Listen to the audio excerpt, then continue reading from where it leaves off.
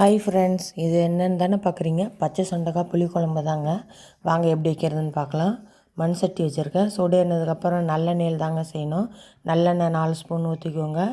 வெந்தயம், சீரகம், கடுகு 3 நல்லா பொரிஞ்சதுக்கப்புறம் பூண்டு ஒரு 6 பல், சின்ன வெங்காயம் தாங்க இதில் சேர்த்துக்கணும். அப்போ தான் இன்னும் நல்லா டேஸ்ட்டாக இருக்கும். 2 கைப்பிடி அளவுக்கு சின்ன வெங்காயம் எடுத்திருக்கேன். இப்போ அதையும் சேர்த்து நல்லா வதக்கிக்கலாம். 2 தக்காளி எடுத்திருக்கேன். பெரிய தக்காளியாக இருந்தால் 2 எடுத்துக்கோங்க. சின்ன தக்காளியாக இருந்தால் 3 எடுத்துக்கோங்க. பெரிய தக்காளி 2 பொடி பொடி அரிஞ்சு சேர்த்துக்கலாம். சேர்த்து நல்லா வதக்கிக்கலாம். கல்லுப்பு கொஞ்சம் போட்டு வதக்கிக்கோங்க. இப்போ சொண்டைக்காய் எடுத்து விதையெல்லாம் நீக்கி தட்டி வச்சுருக்கேன். இப்போ அதையும் இதில் சேர்த்துக்கலாம். சேர்த்து நல்லா எண்ணெய் பிரிஞ்சு வர அளவுக்கு எண்ணெயிலே நல்லா வதங்கட்டும். இது எண்ணெயில் எந்த அளவுக்கு வதங்குதோ அந்த அளவுக்கு தான் நல்லா டேஸ்ட்டு கொடுக்கும் இந்த குழம்பு.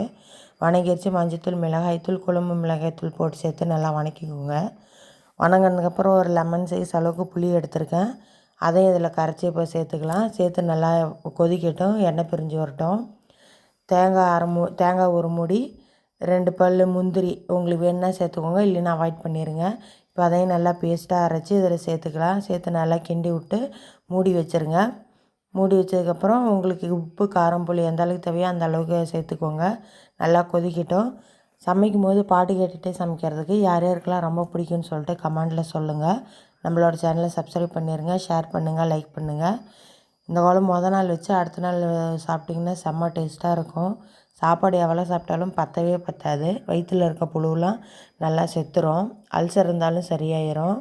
சுகர் இருக்கவங்க இது வாரத்தில் ஒரு டைம் சேர்த்துக்கோங்க. அப்போ தான் இன்னும் நல்லாயிருக்கும். நல்லா கொதிச்சிருச்சு. எண்ணெய் பிரிஞ்சு வந்ததுக்கப்புறம் அடுப்பை ஆஃப் பண்ணிடுங்க.